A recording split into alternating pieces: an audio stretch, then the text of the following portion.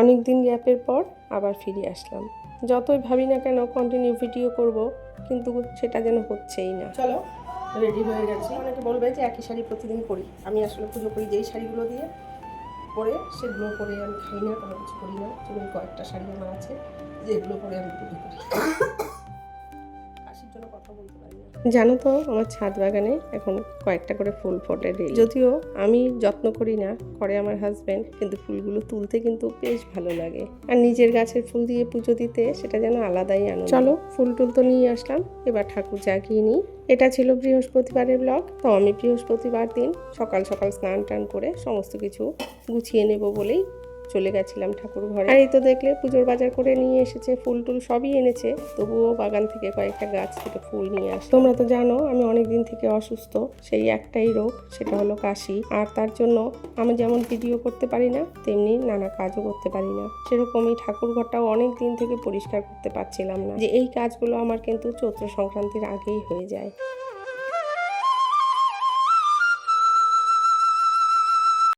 কিন্তু আজ ভেবেছি শরীর যতই খারাপ হোক না কেন, আজকে আমি ঠাকুরঘর পরিষ্কার করেই ছাড়বো। তার জন্য লেগে পড়েছি। আমার ঠাকুরের সিংহাসনটা কিন্তু সানমাইকা দিয়ে করা, প্লাই দিয়ে সানমাইকা দিয়ে।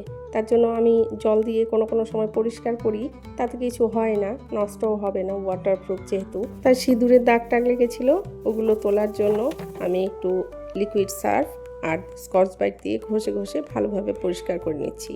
আর আসনের মাঝখানটা তো আমি সবসময় পরিষ্কার করি, তার জন্য অতটা নোংরা হয় না, ভেতরগুলোই হয়।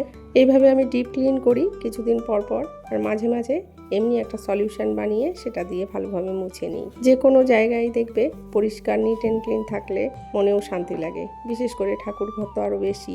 তো কদিন থেকে মনে এত অশান্তি লাগছিল, ভালোই লাগছিল না, তাই আজকে এটা করেই ফেললাম। ঠাকুরের আসনটা আমার মোটামুটি পরিষ্কার হয়ে গেছে। এখন আমি সমস্ত ঠাকুরের আসনের যে চাদরগুলো আছে, যে কাপড়গুলো আছে, সেগুলো চেঞ্জ করে নেব।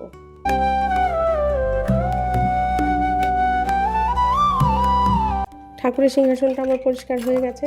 এখন যে বাসনগুলো বেরিয়েছে সেগুলো একটু মেজে নিচ্ছি। আর ঠাকুরের বাসন কি দিয়ে ভালো পরিষ্কার হয় সেটার একটা ভিডিও কিন্তু অলরেডি আমার চ্যানেলে দেওয়া আছে, তোমরা চাইলে সেটা চেক করে নিও। আজকে শুধু ঠাকুরের সিংহাসনটা পরিষ্কার করলাম, সেটাই তোমাদের সাথে শেয়ার করলাম।